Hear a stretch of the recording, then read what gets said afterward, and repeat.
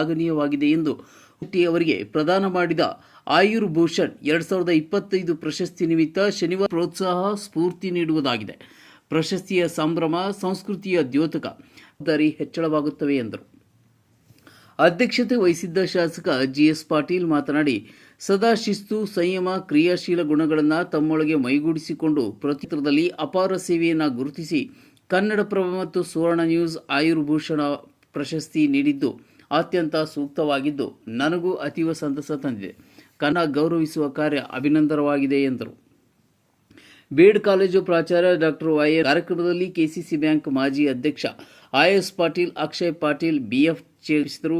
MS Goudar ಸ್ವಾಗತಿಸಿದರು. ಶ್ರೀಶೈಲ್ ಸಂಗೋಟಿ ವಂದಿಸಿದರು. ಮಂಜು ಹೂವಿನಾಳ್, ಗದಗ ಜಿಲ್ಲಾ, ಚೇತಕ್ ಟಿವಿ ವರದಿಗಾರರು.